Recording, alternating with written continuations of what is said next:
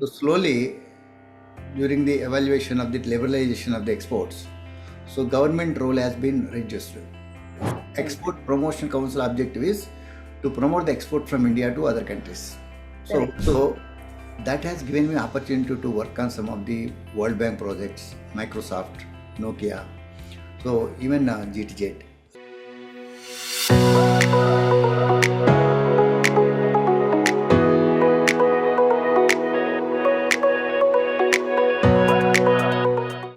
Hello, everyone, and welcome to FaceTime with Leaders, a podcast series by Directors Institute World Council of Directors. I'm Priya George, and today we are thrilled to have with us a visionary leader in the world of international trade and business consultancy with over 30 years of experience. He has played a pivotal role in shaping the careers of more than 25,000 entrepreneurs through his renowned global EXIM Institute, empowering professionals with the skills needed to succeed in the export import industry. Currently serving as the founder and CEO of Global EXIM Sources and Global EXIM Institute, it is my pleasure to introduce Dr. Koteswara Rao VBSS. Dr. Rao, welcome to the podcast and thank you for joining us. Thank you, Priya George. So nice to get interviewed by Priya George. Yes, I am here to continue the interview. Okay, my pleasure, sir. Welcome. So, Dr. Rao, you have had such an incredible journey starting from your early days in the textile industry to now being a leader in global export import space. So, could you take us back to the beginning of your journey and where it all began, how you navigated those different industries and your experiences? Good. See, to talk about my starting, I started my career as an export inspector. So that was for textiles. Okay. So during those days, that was 1987-88. So those days, inspector used to go to the exporters to check the export qualities. Okay. So slowly, during the evaluation of the liberalization of the exports, so government role has been reduced. So buyer and seller is the responsible for doing any international trade. So our organizations also revamped our roles from inspector to facilitators. So there, our role has become like a facilitator, educating the entrepreneurs on maintaining the qualities, design development, implementing the systems, so waste management. So those things, even implementing the ISO standards, all these roles we have played in the second winnings. So while working, I got an opportunity to uh, go on deputation to the Export Promotion Council, where the Okay. where the minimum qualifications are: one is knowledge in exports, second is knowledge in handlooms, textiles, and having MBA. All these I have. So I was selected for business promotion officer in Export Promotion Council. So after taking the charge as business promotion officer, there my duties were entirely different. There it is educating the local business people to start the exports. Right. Export Promotion Council objective is to promote the export from India to other countries. So Correct. every promotion council used to do the promotional activities and taking them to delegations to the foreign countries, organizing bachelor meets, organizing the conferences. So I led hundreds of delegations like this to more than 35 countries. So that has given an excellent opportunity for me to learn many things along with my service. So Right. while I was doing all these activities, I was also having a entrepreneur mind. See, why can't I do myself when I'm having all the knowledge? I'm making zeros to heroes. Why can't I Mm. be in their role? Why can't we True. make the business entrepreneurship? So that sparked me to start a business. That is where I started a business that has inspired me. Those experiences and learnings inspired me to start my own business. Then I thought, whatever I learned from my service, I want to give it back to the society. So with that intention, I've started Global EXIM Institute. So slowly that has grown to the India's top institute. So trained more than 25,000. I'm proud to say that I'm creating a new generation of for exports.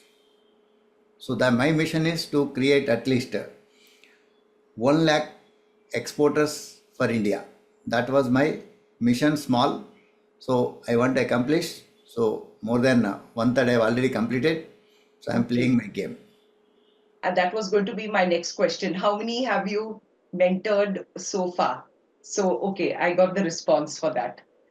So, what struck me was that I think it's very gratifying when one progresses in their career path, if they are able to give back, or if they are able to teach or pass down a value system, Yes, a working ethic to their predecessors. Then I think it is a great starting point. And another thing, what struck me, that an idea can definitely change your life. So when exactly. you had that idea of, going out on your own and starting something new, I think it must have required a lot of courage as well. Exactly. 12 years service I left as a joint director in Government of India. So that was a challenging part. Even my family was not happy to leave the job. Start From a doing government entrepreneur. sector to go into a private sector, I'm thinking. Yes, So yes, exactly. I can understand. So that was a big challenging even from accept my making my family to accept it. But I'm sure But at no this regrets. point, it must be a different story altogether. And considering how much you have given back to the community, Yes, it's really impressive. And you worked in different sectors, yes, like pharma, engineering, and textiles, and supported by organizations like the World Bank and GTZ. So, how did all these experiences shape your understanding or help you cope with the different challenges? yes. And what are the key strategies that you implemented before launching your own business? Good. See, after leaving the government services, after taking the decision to start the business, I got some opportunity to work on the cluster development activities. Actually, I was trained by UNIDO when I was in the service. So Okay. that was on cluster development activities. United Nations Industrial Development Organization has trained me on cluster development initiatives. Okay. So that has given me opportunity to work on some of the World Bank projects, Microsoft, Nokia, so even GTZ. Like this, actually these are the organizations who is helping to the developing nations in helping the increasing the enhancing the MSME's competencies Right. in promoting their business. So that way, I got an opportunity to work with the World Bank on Choir cluster Okay. and got an opportunity to work on a IT sector for Microsoft Bill Gates project. How the technology can help the MSMEs to enhance their business competitiveness. Because nowadays technology plays very vital role, True. especially the IT. So I was talking about 10 years, 15 years back. Those days, technology means if you talk about the ERP or anything, people used to think, okay, that is for big companies, not for small companies. Even we have gone through the audits like what is that IT literacy in the company, how far they are utilizing. So when we went to the audits, walkthrough audits, we used to get a surprising facts Okay. like maintaining the gate pass manually, Okay. working on the wages and the extra hours manually, and entering in the Excel and again totaling with the compute with the calculator also. Those kind of things we used to do. So whenever we used to send about program to mails, CEOs used to say, "Okay, my computer operator has not come. Once he comes, I'll see and I'll see." Those were the days. When MD has to go to the Delhi or Bombay to make a presentation, he cannot amend the presentation because that has to be given by the computer operator to make the presentation. So even right from the floor level to the CEOs, we have given the training under the Microsoft. Then we brought a system of software as service, SaaS model. That Okay. is like our using a postpaid connections. Whatever you are using, you are paying for that. So SAP and Microsoft Dynamics, these are the platforms used by big companies.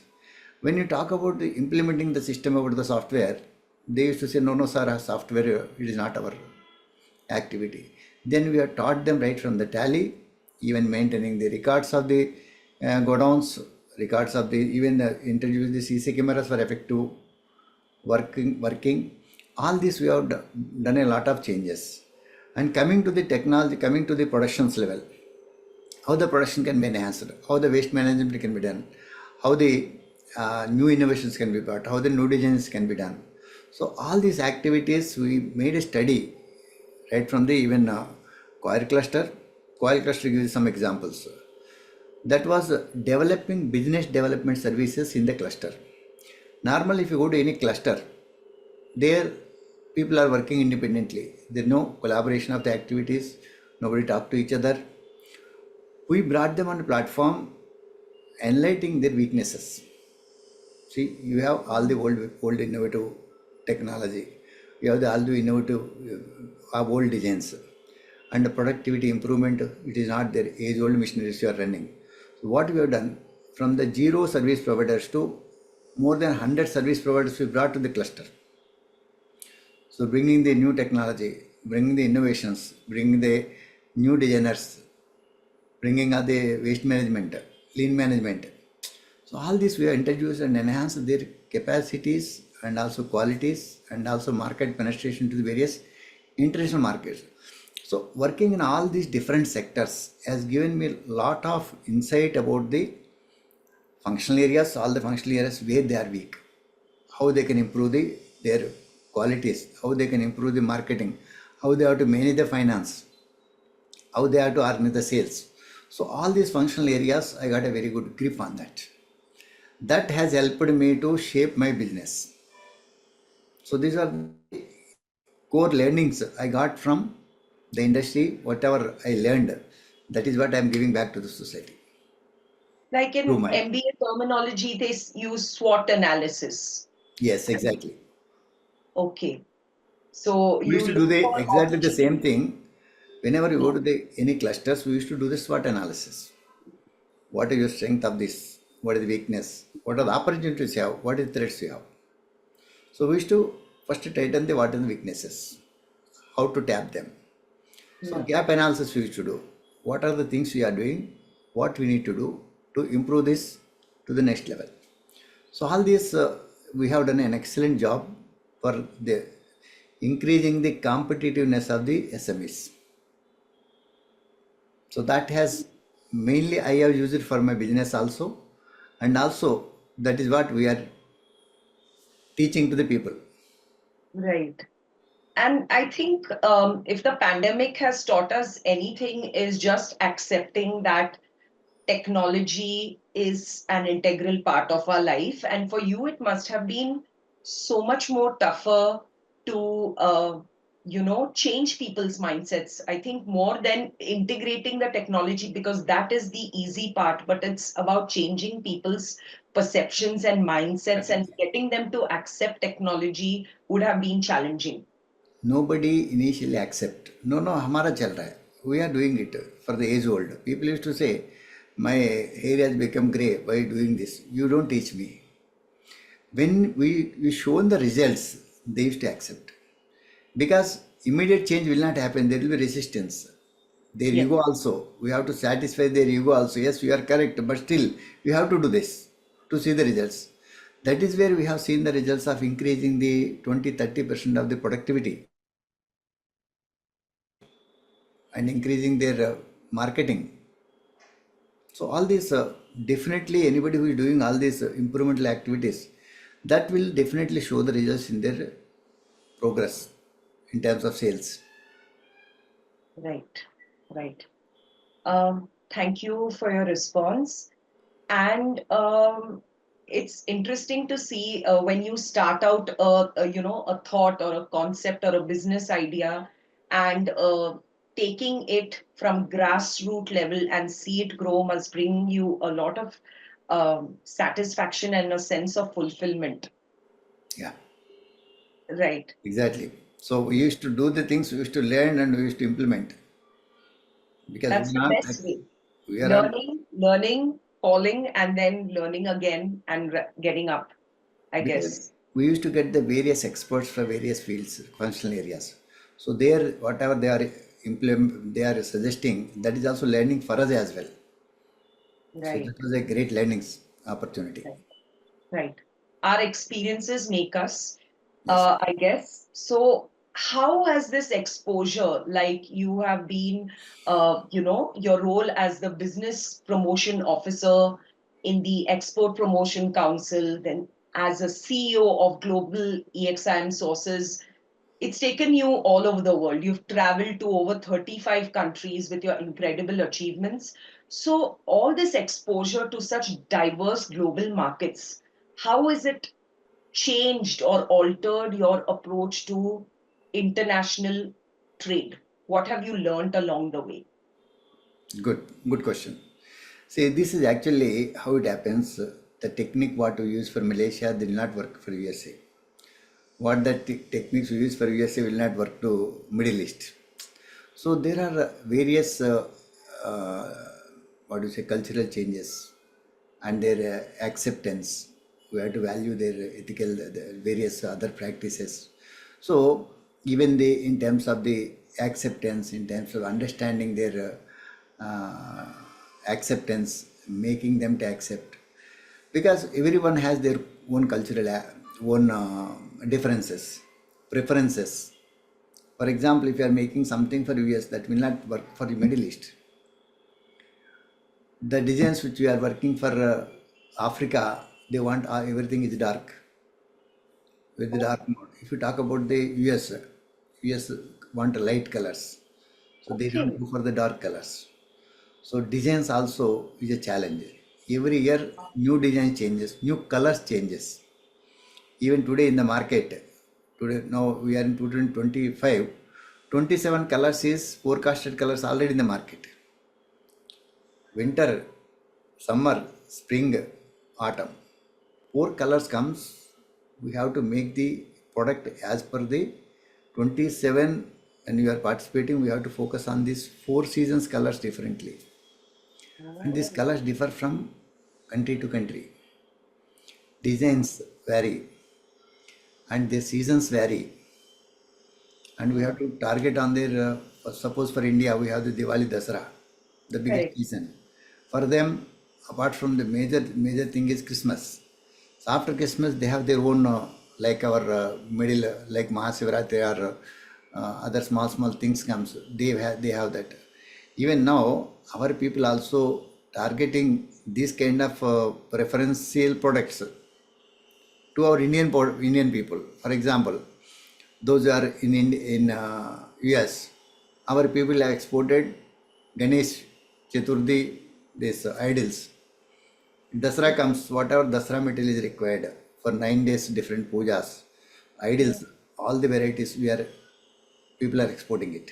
So likewise, even for their cultural activities also, whatever is required, India is exporting other Oh, countries. We have to study many things to understand the market.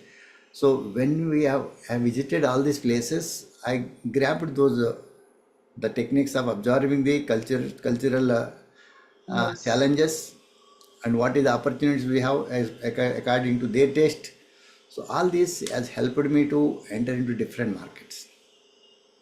I didn't realize that in your sector, in your industry, that um, knowing so much, like having a lot of background information about culture would play such a big role. Very big role. But this is really enlightening. Like I learned something new today. And if you're talking about all those countries, and you mentioned keeping in mind all their cultural, you know, whatever happens in their country and all cultural aspects and all, we have to be mindful. So this is something new I learned today. Thank you for that.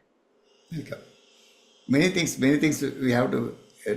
If I take a class, it take more than 1 hour only on cultural activities. Absolutely. You can lead one of the sessions Yeah, for WDC, a definitely. master class. Yes.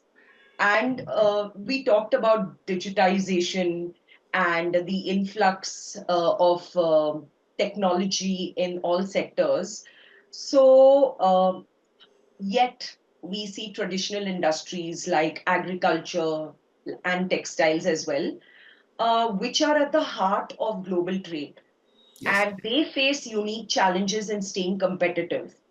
So, how do you ensure these industries continue to thrive on a global scale, especially in import export? Can you give some strategies or innovations that have helped them stay relevant in this increasingly digital world? Very good question because this is very important for industries to grow. No technology, no growth. That is my slogan. If you are adapting or leveraging the technology, you are the forerunner. Otherwise, will be traditionally like the retail shop is sitting it at home and he will be whoever is coming he will be selling it. Right. But nowadays, every sector or every product that has to be visible to the international participant, international. That is where we have to be present on the World Wide Web, www. Yeah. Right. That is where we are educating the entrepreneurs on digitalizing their activities, showing their presence in the internet, developing their websites, and targeting to the respective people, target people. See, sitting at home, any village nowadays, sitting in any part of the any corner, they can target the audience in US, Correct. Australia, even that too city-wise also they can target. Okay, I want to show only in my product should be shown in New York, and only in Manhattan area that can show. If somebody sitting in any corner of the villages, they want to show only in Melbourne in Australia, they can show only in Melbourne. That way, people are using the technology you has to use. So those who are literacy, this having IT literacy, they are using it. But still, lot many people are not adapting the technology. It may be the social media or the social media, so many Instagram or YouTube or Google Ads. Google Ads also many people are not actively using it. So if they're able to leverage these tools, definitely they can improve. And coming to the technology ways also, some automations has to be done because the international markets are looking for the products qualities that can Authenticity. the intensity and also the finer products. That is where we have to adapt the technology to make the good product. And also they can also automate the supply chain management. That is Yes. also very important.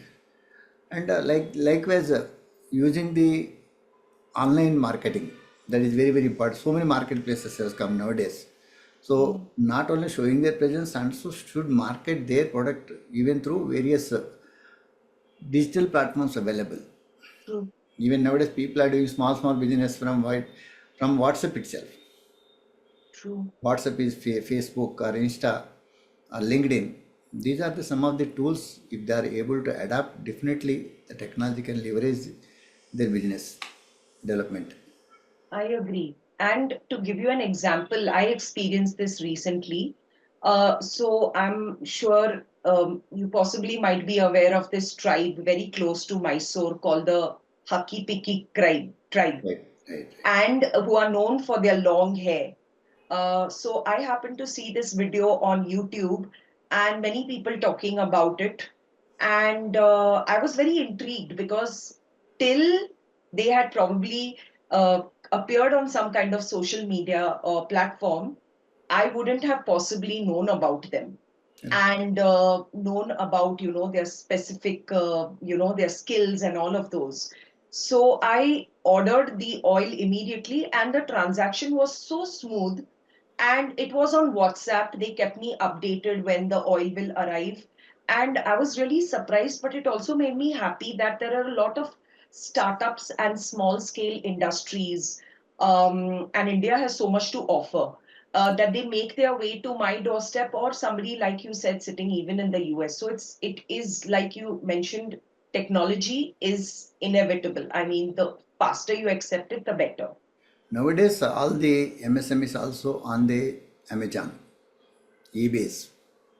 So they are giving the quick supplies. Even take example of the local supplies also, make it Swiggy or Zomato. All these small shops are using the technology for selling their product, and within minutes they are giving the deliveries. Same way, some of our people are utilizing stocking in the other country, getting the order here, immediately they are delivering like as if they are sitting in local. But orders are, money is collected in India.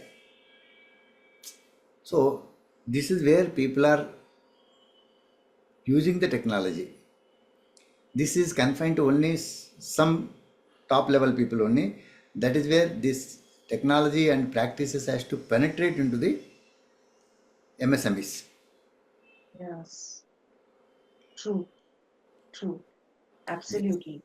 So, my next question to you is related to ESG standards, and there is a lot of chatter about sustainability becoming and consciousness about our environment and society and governance. So, when this talk about sustainability, which is gaining so much momentum today, especially in industries like agriculture, processed foods, handicrafts, leather, textiles, so it has become very clear that ESG standards have to become more than a trend. It's necessary. So how have you seen businesses adjust to these standards in their export processes, and what role do you think ESG will play in shaping the future of these industries? Definitely, ESC is shaping the industry to meet the international standards. Okay, but here some people are unknowingly complying the ESGs. Some people are knowingly ignoring the ESG. Okay, I'll tell you the examples. Yes. So, some companies they know that child labor cannot be used, but they use it. Some companies they know that pollution water should not be left out to the general uh, drain, but they do it. And some people they are cautiously working on cost reduction and improving the qualities. All this because nowadays all the European markets, US markets, all they are looking for the companies who are complying the standards. The awareness they are also wanted to purchase from the companies who are having a ESG compliances. That is very very important. And also this makes them to penetrate in the markets because of the ESG compliance.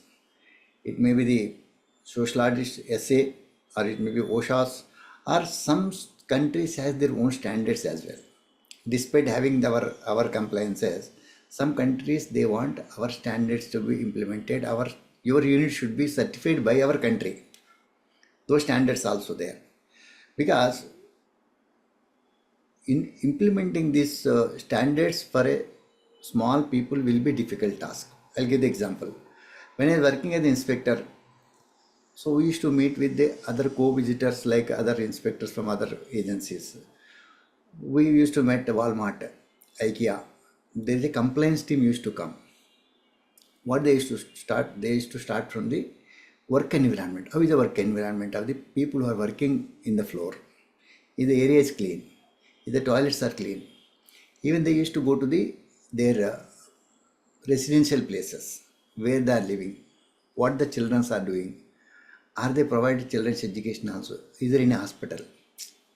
So to that extent they used to go. This all this cannot be maintained by small people, but all these big industries only can comply. But these standards, if they have the maintain these standards, they are the winners for supplying to Walmart and IKEA. But this may not be possible. But despite that, people are complying some of these ESGs, because now they have to sustain the market. Even investors coming into the market, investing they are also looking for, is the company is following the ESG standards. So even carbon credits, what they are doing, how they are doing, what is this? So this ESG place is going to play a very important role, and that can also shape up the our total system. Yes.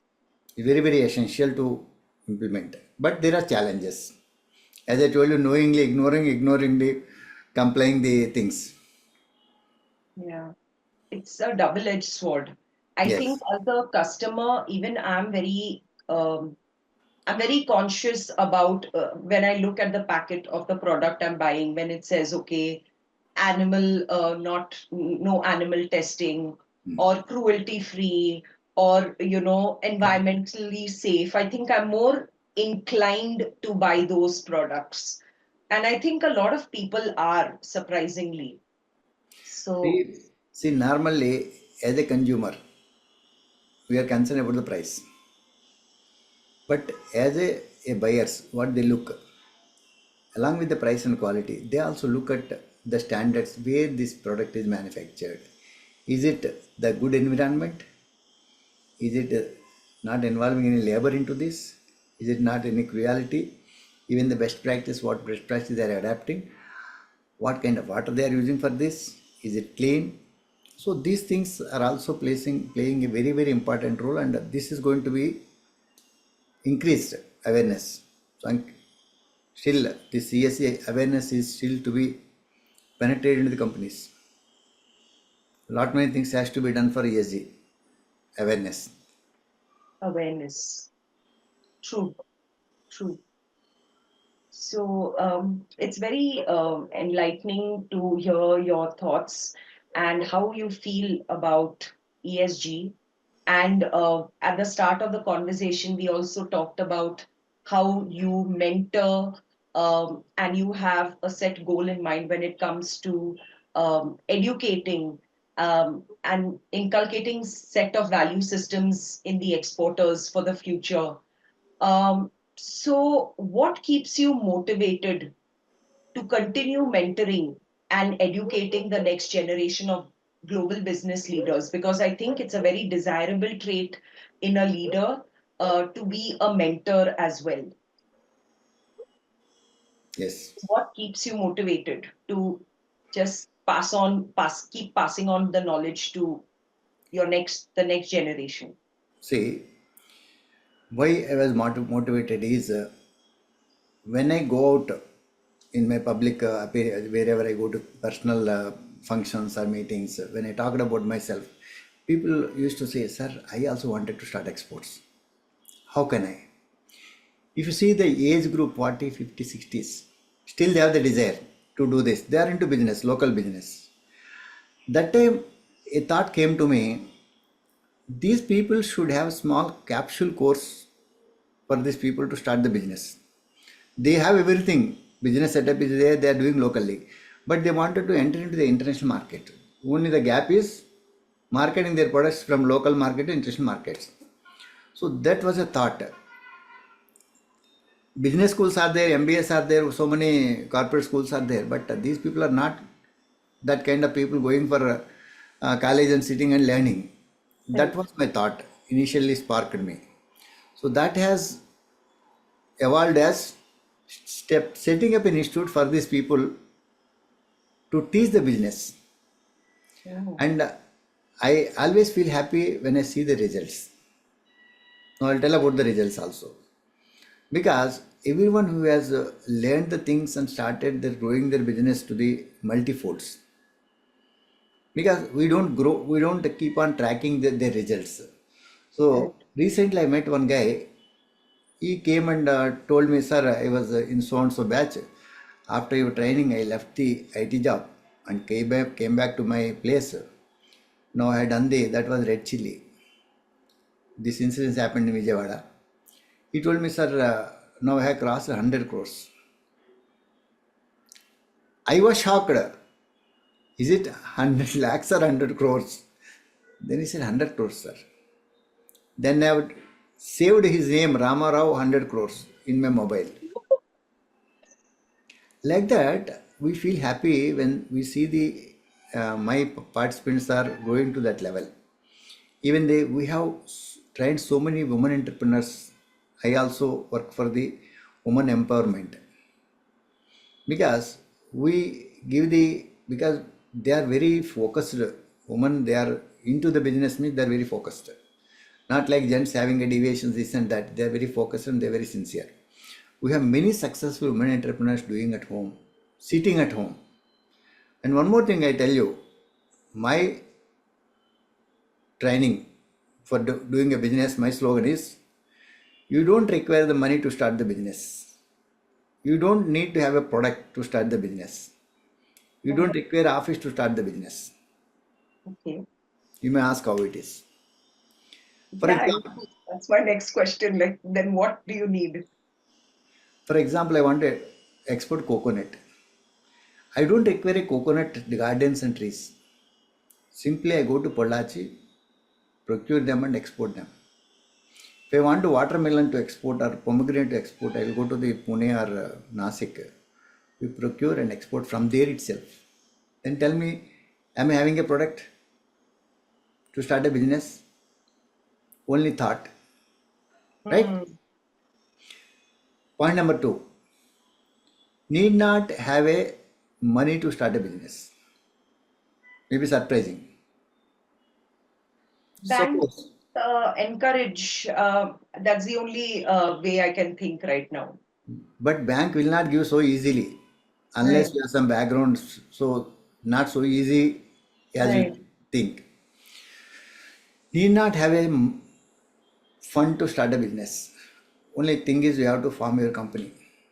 Suppose your friend has a someone in US or any place wanted Priya, I wanted this product to export it from Bangalore. Do you have any people to export it? Then you are going to the manufacturers telling that my friend wanted one container of this product. Hmm. He will give the price. You will pass on to your friend. Your friend will say, okay, Priya, I'll make the money, you send it. You are not doing a charity. When you are giving the price, you are telling to your supplier, you keep 1% or 2% for me, you are going to pay me the commission charges. Hmm. If the deal is unsuccessfully, you are earning a commission. Tell me what is your investment here? Zero. Only thought. Now agree with me that you don't Correct. require a fund to start the business Yes. and you need not maintain the office. You can do it from home. For this activity, do you need an office? Not really. I think a So phone or device is more than enough, I think. my three slogans are no investment, no fund, no product. Still you can do the business. Hmm. I guess I can think of an alternate one. Yes. So yes, That- that's that- actually very enlightening. I would yeah. have never thought of this. Yes. People always feel I should have a product, I should have this company, manufacturing company. So that is where traders are doing 65% business without having a product. From India, whatever is exported, 65% of the total value exported by people who don't have the product. Only 35% people are manufacturing or exporting it. People always feel they are the manufacturer, they may be exporting it. They don't export because they don't know. They are happy to give it in locally only. Right. If Priya want to export, they are ready to supply like that. So one of the Sorry, you were saying, Dr. Rao? I had a question. There are so many questions coming to my mind right yeah, now when yeah, you're talking please because continue. these are very innovative ideas that I've never come across and I've never approached this. I approached it with a fixed mindset, and this is like opening new avenues and doors for me. So it's very interesting. And it's also nice that when you're mentoring, I have also learned that you get to learn yourself so much more. I Yes, mean, we share our knowledge, but in the process, we also learn so much more, and I enjoy that. exactly. Right. As being a teacher, we have to learn more. Yes. When you want to teach Dr. Rao, something, you have to learn more. I'm a teacher. So I completely agree with that. Yes. And so your journey of mentorship and, like we discussed, when you're teaching someone, you're also learning in the process. And you're really invested in shaping the future of global trade through your mentorship. So, in this long, successful career path of yours, um, you've also been involved with the Directors Institute. So, how has your experience with the institute been? And what aspects of their programs or community have had an impact on your leadership and business strategies? He Director Institute is doing a fabulous job creating a new ecosystem for the governance.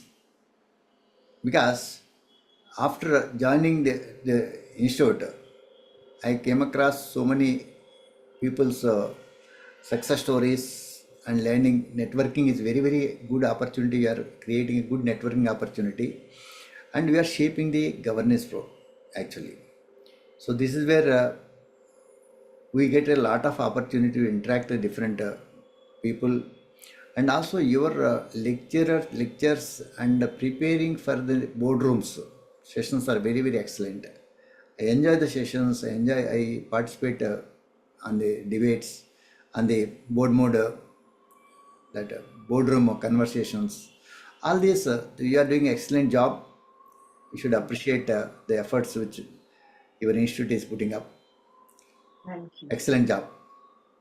Thank you, Dr. Rao. And I really appreciate the feedback, and I also appreciate your kind words. Uh, it's this which keeps us encouraging and wanting to share and give back more to the community. And thank you so much for sharing your valuable insights and experiences with us today. It's amazing your commitment to empowering entrepreneurs and shaping the future of international trade. And your leadership, it continues to be an inspiration for many in the global business community.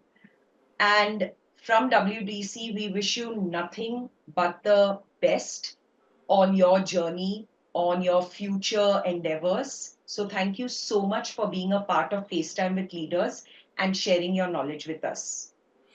Thank you so much for good discussions, and really, your institute is creating a next corporate governance. Definitely, that is helping the country as well, even the other countries.